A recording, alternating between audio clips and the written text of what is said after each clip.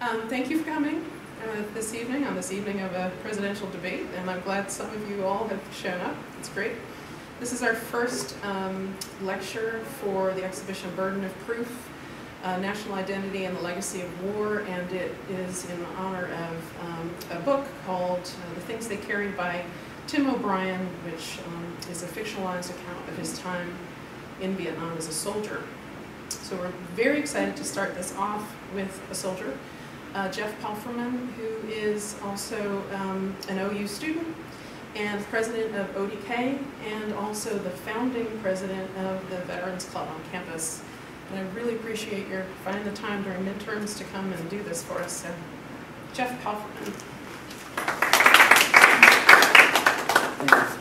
Just to give you guys a bit of a disclaimer, some of the points that I'm going to try and make tonight, I'm going to be using a series of photos that are going to be quite graphic. They are very graphic and they're of war. So at that point, you're going to see a warning slide that's going to come up. When that warning slide does come up, you have the option, to turn away, or if you want to leave the room for 45 seconds or something like that, you feel you would be upset, then do so then. Okay? But just know it's not being done in a gratuitous fashion. It's being done for a purpose. Okay? So, as was said, the title of my lecture is going to be War, Violence, and Culture, One Soldier's Opinion. I am Jeff Palframan. Next slide, please. So, who is this guy? All right, well, I was born and raised in North Bay, Ontario, Canada. My father was American and my mother was Canadian. My paternal grandfather was a Navy lawyer during World War II, and my maternal grandfather was a colonel in the Air Force in Canada, a pilot for 37 years. So I come from a family with a very proud military background. In 1999, I joined the Canadian Army, and I served in the Canadian Army for 6 years. I served with the Governor General's Foot Guards out of Ottawa, and I left the Canadian Army as a lieutenant, not a lieutenant, even though it's spelled like that up there. It's actually a lieutenant. But I graduated from the University of Ottawa in 2005 with a bachelor's in accounting and commerce.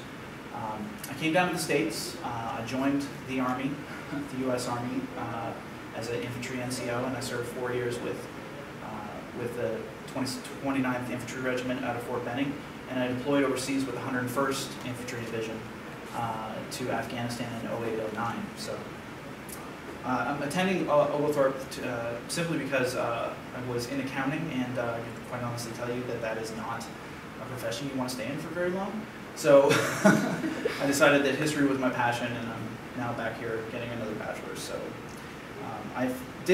when I did get here, I did found the Oglethorpe Veterans Club, and the impetus behind that was to really start paying a little bit more, bringing awareness to soldiers and to remembrance on campus, something that I thought felt was lacking here, but it's turned out to be a great success so far.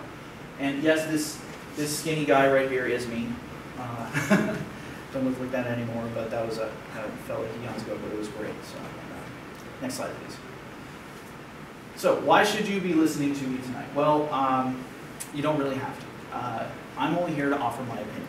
And the things that I'm going to say here they're not authorized by any other members of the ODC. They don't represent the opinions of the group of the Veterans Club. They're simply my observations about something that I had a series of conversations with Elizabeth Peterson about war and about the exhibit, and this started a jog a narrative in me, and she asked me to present these ideas to some interested peoples here. So that's what I'd like to do. So my intention is to reflect about violence in our culture and the political process, and something that maybe you're aware of that's happening and maybe you're not aware of that's happening. I'm not an expert in media. I'm not an expert in communications and or psychological perceptions of things, but there's something to me that's sticking out, and I'd really like to highlight that for you. Now, sometimes when you hear veteran, people assume you have a special authority to say something. Okay, my combat experience, as such as it was, added up to pretty much a bombing raid at 3 o'clock in the morning. Probably the most scared I've ever been in my life, and running outside of my tent with my helmet, webbing, and my underwear, rifle, and that was it. So that's pretty much my combat experience in that sense of getting attacked by the enemy.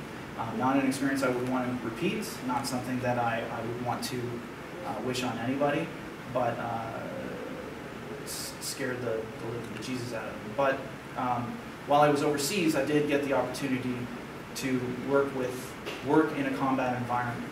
And whether or not the violence is directly directed at you, it's still a violent atmosphere. So I hope that that gives me a little bit of authority to say some of the things that I'm going to say tonight. So why am I doing this? Next slide, please.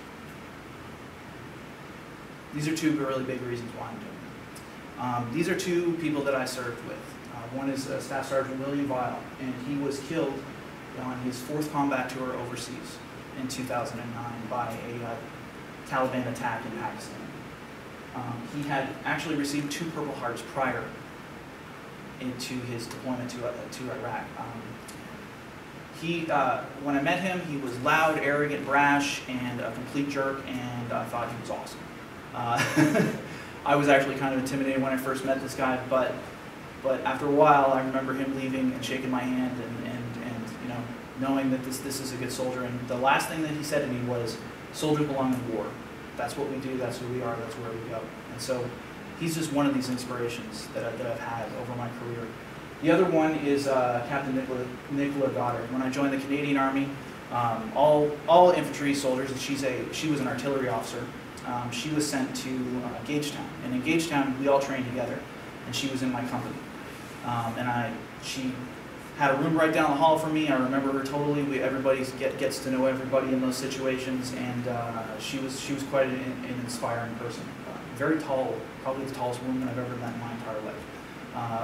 So she was really cool. She unfortunately was killed in 2006, and she has the distinction of being the first Canadian female killed in combat. So these are two really good reasons why we should pay attention to these kind of details. I'll get into it later. But there used to be a saying, and I think when in our conversations I kind of flubbed this line, but you brought it back to me, and it was, this is something we don't really hear anymore. It's the soldier above all who prays for peace. For he must suffer the deepest wounds and the scars of war. Not something that is really, that I don't hear in the popular media anymore. Something that I don't hear all over the place. I think that there's a fascination about war that we have that is not portraying the truth about these conflicts. And I think the question that you have to ask yourself is, are these two soldiers better off now because of war? Or would they have been better off with peace? Next slide, please.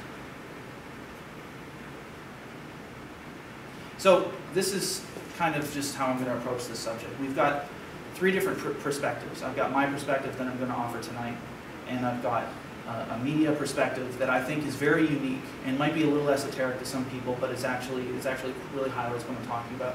And then I want your perspective. I want the civilian perspective, which is something I'm branching into. You know, I'm not a soldier anymore, so I'm a civilian. But I want to start a discussion with you guys and get your guys' input. Am I wrong? Am I right? These kind of things. Next slide, please. So let's look at war. Next slide. So generally when we talk about war, this is the kind of thing we talk about. The numbers. In Iraq, the total coalition fatalities were 4,800. The total U.S. service members that were critically wounded in Iraq were 32,000. Total civilians, since they started to actually record the deaths, has been upwards of 50,000 civilian Iraqi deaths in Iraq. In Afghanistan, we just passed 2,000 American soldiers, but the cost when we actually include our coalition deaths is actually 3,100. And you've got the UN has started to keep statistics since 2007, and 11,000 Afghans were killed. That was in 2007. That war began 6 years earlier, so that number is way higher. Now this is the problem. These numbers are shocking, but they're only numbers. They don't really show. You don't really see what it is that these mean. For every single digit within these numbers, there's a story of pain. There's a story of suffering. There's a story of courage. There's a story of honor. There's a story of the worst things in mankind. War to me is one of the worst things that we can do to people. And I really like this Jean Baudrillard dreams. Like dream statistics are a form of wish fulfillment. We can look at those numbers And sometimes I've even done it myself. I'm willing to give, am I willing to give 4,000, 5,000 lives for Iraqi freedom? Am I willing to give 3,100 lives for freedom in Afghanistan? These are the kind of things that we do. And we kind of rationalize these things, but we don't really look at the true face of war anymore. All right, next slide, please. All right, this is the moment. Next set of series of pictures are extremely graphic. All right, they're shown to examine a rarely examined aspect of war. This is something that, you know, within our connected media, in our connected society, we don't see these pictures. We have Facebook everywhere, and that Facebook, you know, we can post pictures every single place, but I had to go digging for these things. Not because I wanted to, but because this is what happens. This is what our modern weapons do. Now, I'm not celebrating. I'm not criticizing any of the soldiers' actions. I'm not criticizing the insurgent actions. The only thing that I'm here to do is to just show this. That I'm not celebrating the taking of human life. Indeed, taking of human life and inflicting injuries is part of the sacrifice. You accept that you may actually have to, as a soldier, you accept that one day you may actually have to take a human life. And that's part of being a soldier. That's part of the decision that you make to you know, at the behest of people who have asked you to serve. If you're easily offended, please turn away now. Going once, going twice. Next slide. Our modern weapons do these to the human body. This is what we do. Many of these incidents are small arms fire. Many of these incidents are explosive attacks. This right here is an IED attack on American soldiers. This was a mortar attack that a Marine group launched by accident, killing a little girl. And there's an excellent Time article that displays this. It's not that these are the stories that need to be told about what our weapons do. There's some very hard pictures to look at, but this is the true face of war. When we talk about war, and we talk about the taking of human life and the infliction of injuries, this is what we're talking about. If these make you feel uncomfortable, that's what I want them to do. Next slide, please. All right, so soldiers have a certain perspective of war. Before I joined the Army, one of the things that my perception was we were superheroes, we were action figures. Next slide.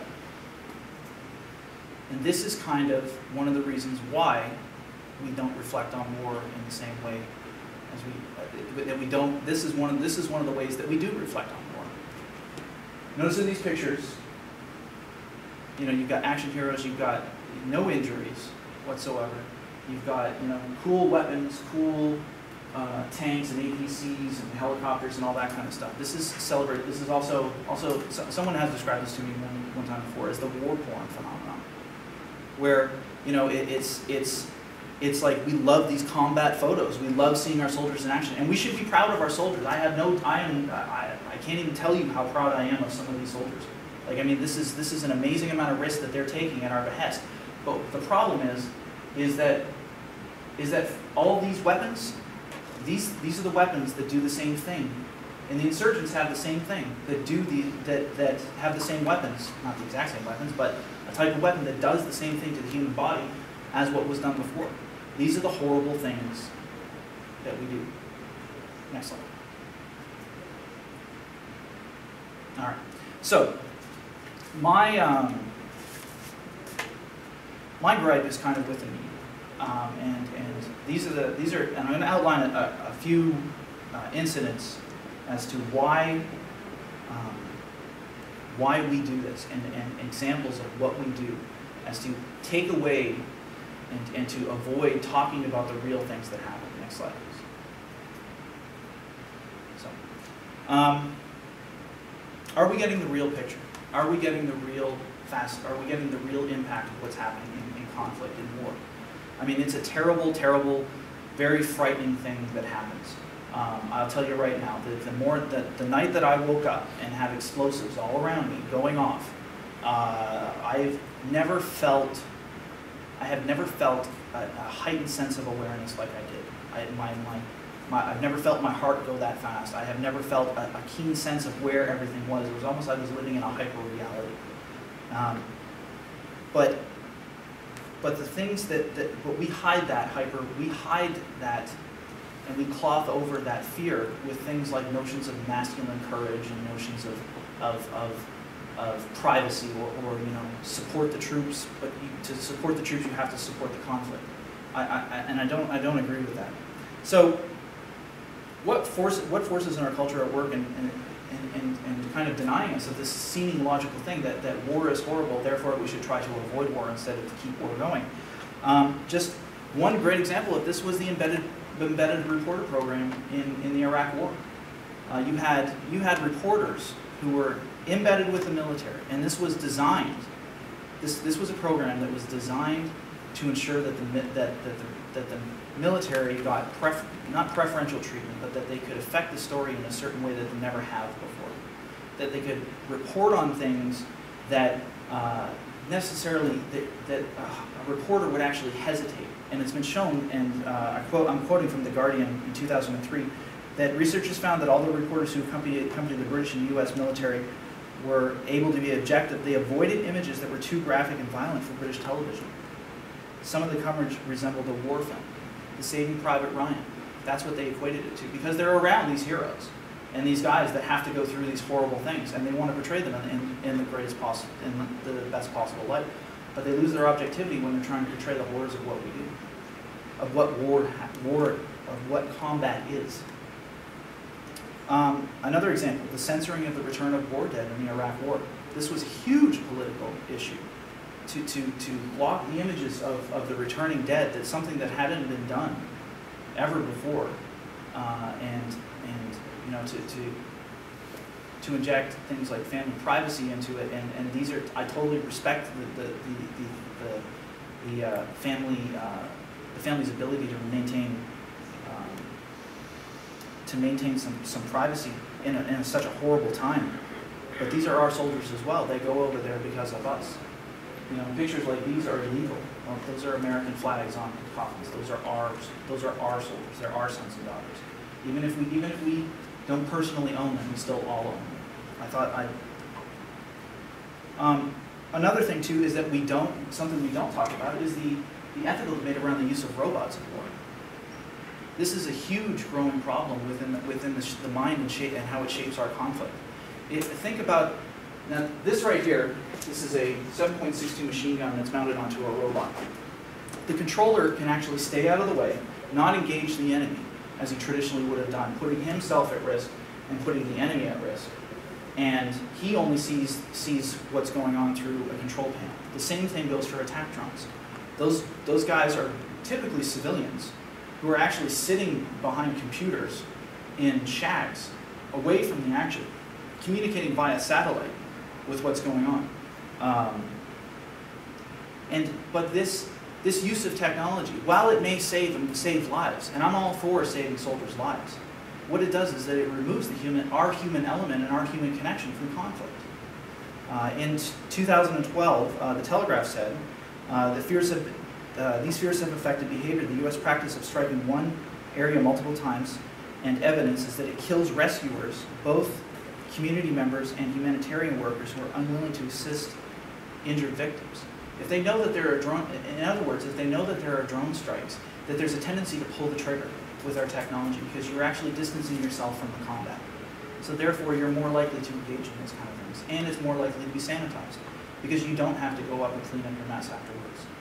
You can sit back and drink your coffee and then move on. So, what are we doing? We're starting to view war selectively. We see what we want to see and we choose how we see it. And we distance ourselves from the suffering and we embrace suffering, and I believe that we embrace our own ignorance. We're making war an easy activity to get into, and many indications point to this. And one cultural expression of that is in video games. Next slide. So, little confession. I play a lot of video games, except when I'm doing my French homework, Dr. Lex. I play a lot of games, and Krista will attest that I probably spend more time with games than I should right now. But I believe right now that video games are you can't underestimate their impact. They are, a comparable analogy would say, they're an all-encompassing art form. You're talking music, art, story, narrative, and a level of interaction that we've never had before. If anything, it has an analog to is in the early 1900s to ballet. Ballet was considered the peak of all art forms because it incorporated narrative, visual, dance, and music. So this is we're living in it now, and it's hard for us to, because we all have our own perceptions of what video games are. But the numbers are there. $18 billion was spent on video games and video games accessories in 2010. By comparison, movies only grossed $10.5 billion. Books, $1.58 billion. This is now becoming the most largest form of cultural expression today. And these are two of my favorites. Don't get me wrong, I love them. I'll play them like free, but that's all right. So, next slide, please.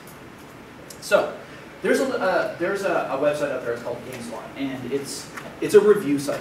And what they do is that they actually review games, and they if you have a chance, check them out. They're the most on the internet. They are the most for gamers. They are the most target go-to site for video game reviews, journalism, all that kind of, and video game journalism. Excuse me. This is Tom McShay, and Tom McShay is an editor at GameSpot. In 2012, he was at E3, which is Electronic Entertainment Expo, which is the largest video game trade show in the United States. It's where everybody showcases what they're working on. It's where the industry gets going. It's where people go to demo the games. They have usually 100,000 people that attend the conference. Fans, developers, all kinds of things. So he's there covering this event, and he writes an op-ed on Medal of Honor Warfighter. And he wrote, military games like Warfighter that preach how much they respect the troops and how realistic they are. I find it sickening and shameful that health is treated so unrealistically. Making a quick buck on the backs of soldiers instead of educating consumers of the horrible truths of the battlefield trivializes the very things that these development teams say that they value. All right. Tom McShay got a lot of heat for this. A lot of heat. Next slide, please. All right. What he's specifically talking about is that EA's marketing lines, they're talking about respect for the soldiers and extreme realism. These were the actual things that EA used to market the game. Now, what they do is that they're trying to sell hyper-realism. They're trying to sell a form of realism that is non-existent.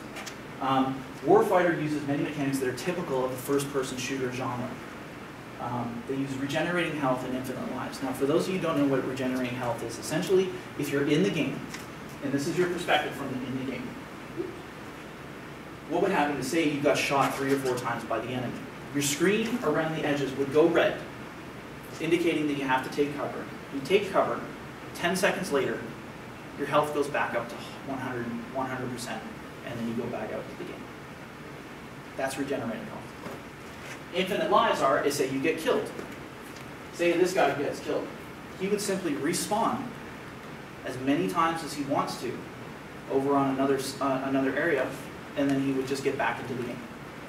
So if you're going to sell it, I'll get into it in a second.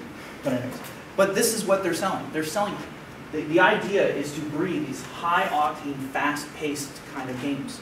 They want quick, and I can tell you as an infantry soldier, you spend 90% of your time doing nothing like this. You spend pretty much 90% of your time sitting around waiting. This is not war. This is not realism. But they sell it as realism, and they sell it as authenticity. You spend about maybe 2% of your time doing something like this. The other 98% of your time is doing things to get you to this point. Next slide, please. So what happened was that at the conference, Greg Goodrich, who is the EA executive producer, confronted McShay about his assertions. So I'm McShay. I'm here with Greg Goodrich, who's the executive producer of the upcoming Medal of Honor Warfighter. So yesterday I wrote an editorial in direct response to a demonstration I got when I went to see the game. Right. I talked about how it was realistic. I talked about respect to troops. And then I saw multiplayer mode with regenerating health and respawning, and it seems to clash with what real-life war is. So you read my editorial, and you see a big conflict with this. Well, yeah, I think, you know, when words are used, it's shameful and sickening, and you know, a lot of the developers, myself included, along with the rest of the team, wanted a chance to meet, and talk, and just get it out, you know, and I think that, you know, when we're done with this exercise, hopefully, you'll understand a little bit about, you know, our intent, my intent, and how I feel about our servicemen, because I don't think you're going to find anybody that's more thankful and more reverential about the act of service and sacrifice. And so I just wanted to talk to you about that and get it out on the table. I know this is what you do, and this is your reputation. I fell for it. I took the bait, so let's chat. Let's talk about it. Okay. So I guess we should just dive in. Yeah. The respect is one of the key points, but the way the health is handled is anything but realistic, and it seems to discredit what they actually do, which is it makes being shot something that's not that important. Right. So when you use the word realistic, if you go back and you look, we don't use the word realistic. When you use extreme realism, if you look at that tape again of the briefing videos, you don't say realism. You use the term authenticity. There is nothing real about video games. Nothing. Absolutely nothing. Combat is combat. Game is game. Game is fun. But what we try to do is we try to break down the stereotype of the guy, of that community, and get gamers in those booths to understand their mindset, maybe some of the things they're going through. But I'm not going to, have someone leave their chair after they set their controller down, having been shot or what have you, and feel that. That's not what we do as developers. So with that, like I said, there's nothing real about it either. And we don't attempt to do that. We're not simulating. We are a first-person shooter. We are an action shooter. We are a shooter that focuses on the core tenets that were set, down for our franchise many years ago. Authenticity, respect for the soldiers, honor the soldiers, pay tribute to that. And when we talk about authenticity, it's authentic weapons and battleship and gear and location, and storylines and plot lines. And putting that out there and try to break down those stereotypes. But yeah, do guys heal up in 10 seconds? After being shot on the battlefield? No, they don't. But you also said in the article that it's completely out of line to have someone get shot and then turn and face their enemy and dispatch them and then go off and eventually get back to 100% health. As you know, we work with guys. We work with a lot of guys. We've got over 24 operators we'll work with. 2 of the guys have these those. This goes on for about 20 One minutes. of them came up with the idea of the blue on blue. Might have to go back one. And I've heard countless stories of guys getting shot multiple times, getting up, finishing the fight. They're like, you are going to listen to this. All right, so who's correct, McShay or Goodrich, right? I mean, the argument pretty much goes on for about 20 minutes, and then they end without ever agreeing with each other's assertions. McShay argues the marketing and promotional lines used to promote the game are counter to the reality of war, and that is disrespectful to veterans and soldiers.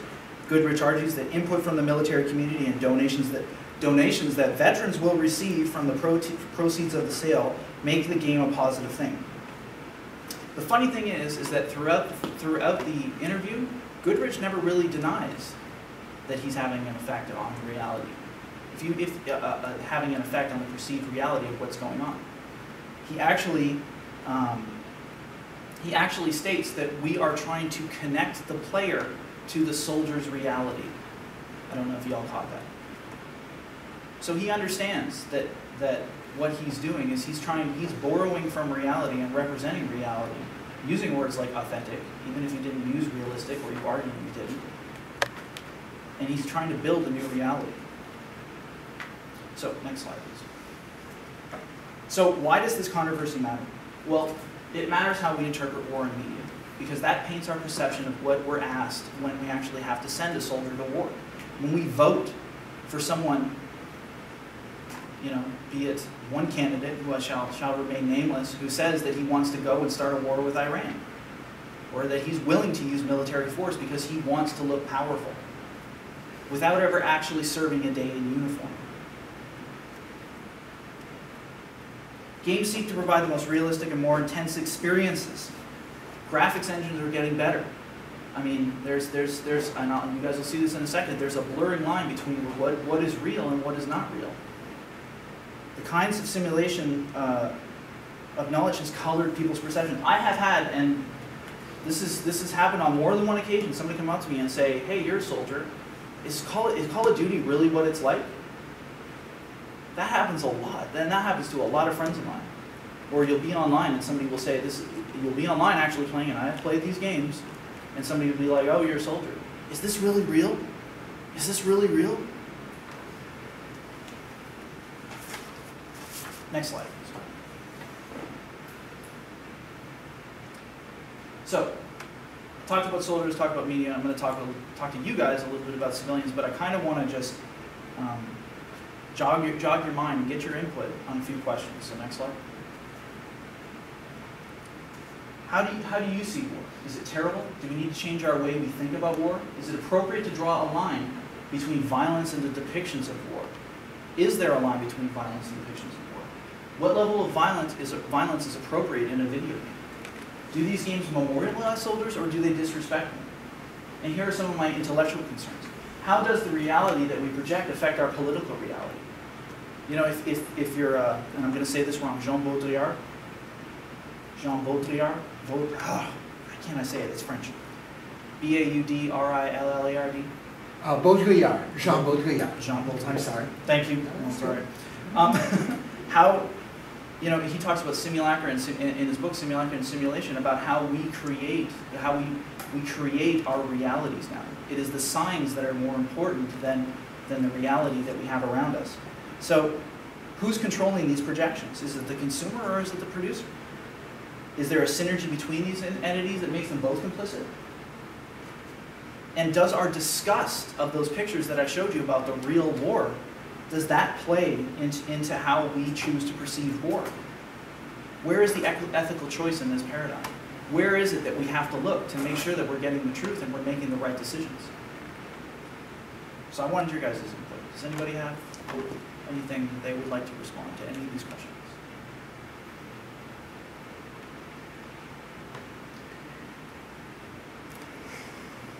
I think the more that they show pictures like this, the more one emphasizes to the reality of what's really happening. It's, for instance, you're talking about the video games. A lot of the video games now, women are killed and raped, and kids nowadays don't think anything of that. They see it, and it's a reality to them. It's their perception. And I think we're just being dulled by what's really happening by games like this. So you believe that there's a violence that we're actually training people. We're actually in a sense training people. There's an excellent book called On Killing, and it's all there's a big section in it, and I can't remember his name, but he talks about how these are really murder trainers. Video games and stuff like that are murder trainers.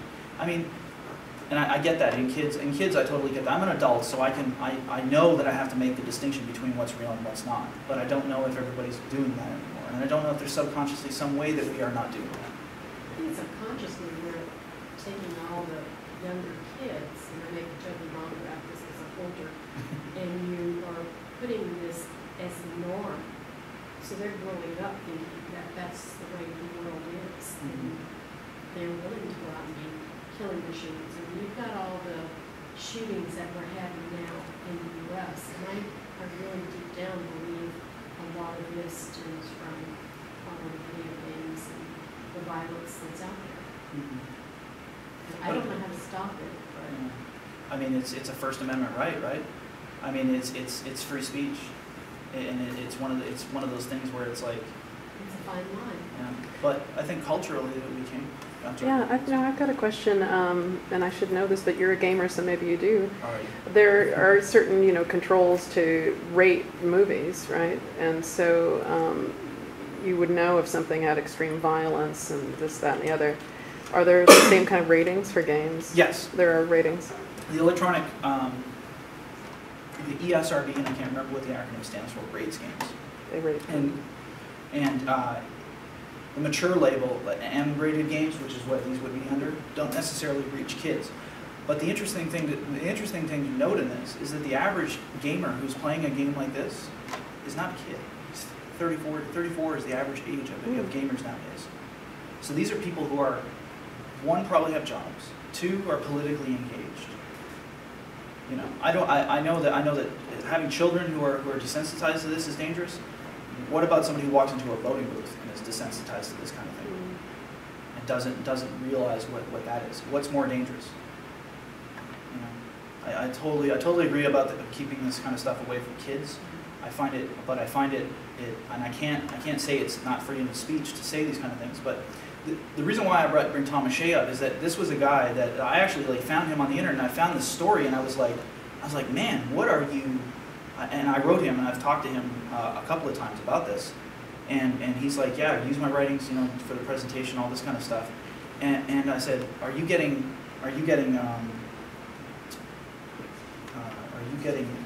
you know, pushback from this? Now the story didn't stop there. Unfortunately, I think I dropped the slide from my presentation. EA, in their wisdom, decided to keep pushing with this marketing campaign. So what they did is they partnered with a whole bunch of this. They kept pushing with their authenticity marketing game. What they did is that they actually put inside of the, and I'm really sad that I don't have the slides. They put inside some, or were announcing that they were going to be putting inside the games $100 coupons that you could go out and buy a real gun in the United States. They've since withdrawn, and this is totally true. I mean, and if you don't believe me, I can send you the link to all the stories that are out there. They've since withdrawn that coupon. In the UK and overseas where you can't privately own guns, they actually put coupons that you could go out and buy a tomahawk, a combat tomahawk, a sharpened combat tomahawk that you could use, that was a real piece of combat equipment. This is further blurring the lines between what is real and what is not, and making the things that are not real. And I think it's a fascinating thing that we should examine. So I wish I had that slide. I don't know where it is. Does anybody have any more input that they would like to do? I was just going to say, going back to what you said at the beginning about the media and the pictures that that you put up that we don't get as civilians, and I think that the media's coverage, I don't know, just for me, I just feel like that coverage gives civilians license to comment on soldiers' experiences and like what they're doing, and I don't know, like, as I told you, I did a project with Vietnam veterans and stuff, and that it was a big deal for the media, and you know, doing that small project, I just realized how much I don't know as a civilian. You know, like the stuff that you go through and the experience you have, and like there's a context to every picture that surfaces on the media, but you don't get that. And so I don't know. For me, I feel like it just kind of adds to the ignorance of civilians of like the experiences that soldiers, Marines, and everybody goes through. I think that reaction to see these kind of things that are happening, and then to feel, you know, anger at the person who had done it is a totally natural reaction. But you've got to remember, who controls the military in this country? Civilians. We are not a military that is controlled solely by military. We're a military that's controlled by civilians. Yeah. Each and every single person who walks into a voting booth has that option and has that power to say that. I will never ever, if a soldier comes up to me and they say they are gung-ho and ready to go to war, I'll pat them on the back and I will say, go get them. Because that is what a soldier does. That is their job. But it is not some kind of, it is a force that you do not want to unleash because you just want to. It's not something to be played with. It's like a child playing with a gun. You know, if somebody walks into an uninformed voter is just as bad as a child playing with a gun in some cases. You know, and these are the kind of things. These are the kind of things that That I don't denigrate any, I don't, you know, things that I've done or things that my fellow soldiers have done, they've done in an insane world of combat. And how are you supposed to make sense about something that happens? None of those pictures make sense. That's the most senseless thing that we can do to people. But who ultimately holds the power is the civilian authority, and that's where it has to lie. And I would never, you know, stuff happens. It happens. It's unfortunate. These are terrible weapons, and you can do your best. You can do your absolute best to make sure that these things don't happen. And guess what? One bad piece of information and the urgency to act will lead to catastrophe, and that's just the way it is. That's war. Stuff happens, and I don't think soldiers should be held responsible for that. I think that we, as civilians, as the people who send them there, we have a responsibility to understand our power in this. So, but I understand your point totally. Anything else? So, next slide, please. Well, so what do I want you to do? I don't want you to do anything. I just want you to remember your soldiers on Veterans Day. That's the first step. All right, and I want you to ask questions and challenge your candidates when they ask you for your vote to go to war, what we're going to do with the wars that we already have. I find it kind of disgraceful that Afghanistan is not being talked about when the attacks in Afghanistan are increasing.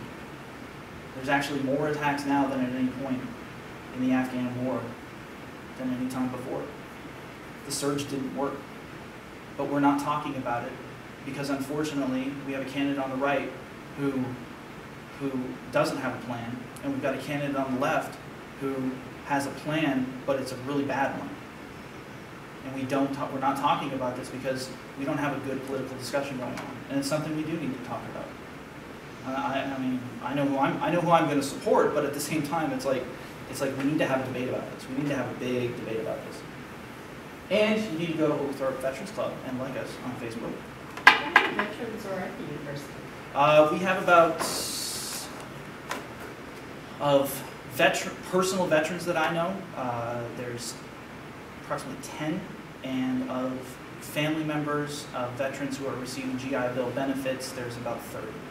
So we're here, and I'm actually quite pleased to announce that the school is now looking at doing a fresh focus and first-year transfer student course specifically designed towards veterans to attract more veterans.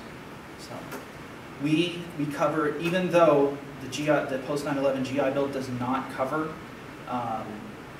private institutions, our institution up to a certain amount, like they would at a public institution, our institution has made a pledge that they will cover soldiers' full tuition if they come here. So after I leave, make sure that they do that. Can I ask you a question, Jeff? Yes. So just trying to delve deeper into the connection between gaming and distancing and desensitizing people from realities of war. I've heard, I don't remember what it's called, but I heard about a program actually for returning vets who maybe are dealing with PTSD, who want to actually have an adrenaline rush and feel like they're in some sort of not a combat scenario, but it's called extreme something, extreme, I forget. It's like extreme sports, but being addicted to, but for veterans. Adrenaline, yeah.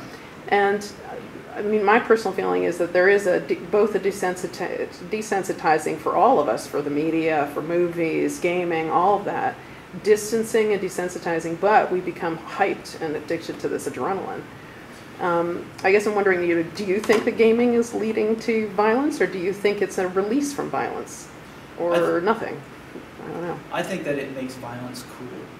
Like, I mean, I love games, but the games that I play, and I don't play combat shooters anymore. I mean, when I went overseas and I came back, and it was like, even like that movie West Republic, you know, that was one thing, I stayed away from it, because I'm just sick of this. I'm sick of it. I think it's horrible. It's you know, so I don't get into that, but the people who get into it, like, I mean, the first person shooter community, it would surprise you some of the ways that these people are. It's high octane. It's fast. It's furious. It's you know, the UFC combined with, you know, you can still sit on your couch and eat potato chips and drink beer and play, you know, Call of Duty and stuff like that. Like, I mean, they know what they're doing. They know that they're selling a macho masculine product that is designed to make the person who's viewing it feel in a certain way, feel exhilarated. And like even that Goodrich said, we want to connect them to that. They are packaging and selling that. They're packaging and selling that war experience. Like this idea that everybody's an SF soldier, that's not soldiering. I mean, that everybody's like the superstar on the team. There's very few people who actually even understand what that means. You know, I mean, I've worked with special forces, and I'll tell you right now, they are the most laid-back guys you've ever seen in your life, and they are not these guys that they have online that are just, you know, you have no idea what they're going through. I mean, and there's a heck of a lot of racism in that community too. Like, I mean, there was one game there where every 5 minutes I'd run into a guy who made a logo that was a swastika, you know, and this was like hours and hours and hours and hours of this, and it was just like, Krista started making fun of me because she's like, you keep reporting these guys. I go, this is what I keep running into. It's a very crazy mentality. So I think that it's rewarding some kind of instinct of violence in them, but it colors our politics too. It colors how we feel about things. So. I'm going to make kind of a strange connection in terms of some of the work that I'm doing on actually African American writers in Sweden in the 1960s and 70s. And the concept is the notion of this allows us to really replace people's lives, to take over people's lives in a sense. And one of the writers I'm working on left, African American, left the United States, became a journalist in Sweden, wrote an autobiography, and so I've been doing research about him. And I wasn't able to make many connections, and all of a sudden, guess what showed up on the internet? There are people that like boxing. He was a prize fighter. He fought through he fought his way through Europe on the way up to Sweden, doing fights. And so you can go back to the history, and they go back and find these people, their weight, their skills, and they recreate fights. They do virtual fights that never took place with this person that I'm writing about. And I know it's somewhat different what you're saying, but I think it says something about the kind of the universe that we have. Yeah, you're trying to live vicariously through this simulation. And the life of a boxer, you know, I'm sure that again the game makes it very, you know, I'm sure you get very excited about your guy winning and all, but most boxers end up in pretty bad shape. It's the simulation. And it doesn't have the reality. And the regenerating health thing is like, it's like recently there was a game that came out called Spec Ops: The Line. Didn't get good reviews on the gameplay side of it, but it was the story in it is actually based upon Heart of Darkness and Conrad's Heart of Darkness. So, Ray Core. But the narrative inside the game is all challenging, and like, I mean, if I'm ever to grasp on one thing where it's like they're changing the narrative of this, that game would be it. Spec Ops: The Line. So I thought it was really good. Yes. You might not know this, but do you know the percentage of our population that serves in the military? Less than 1%. Like 1%. Less than 1%. Okay. I was thinking about statistics and I can't remember. For physical, medical, people who, you know, moral, you know, certain convictions that people might have or something like that. It's less than 1% actually looks like to be. So. Yeah. All right, I'm playing a little game with you guys. Does anybody, can anybody tell me if all the pictures that they've seen today are real? If the reality that I've presented to you is real or not real? There's certain pictures that were definitely real. Next slide, please. 3 of these pictures aren't real. 3 of these pictures are video games. Lower left. This guy's not real. Oh. Yeah. This is not real, and this is not real. So I kind of thought it would be kind of cool to actually sit there and just, you know, sneak that under it just so you could see how the hyper reality is so good at mimicking the real reality.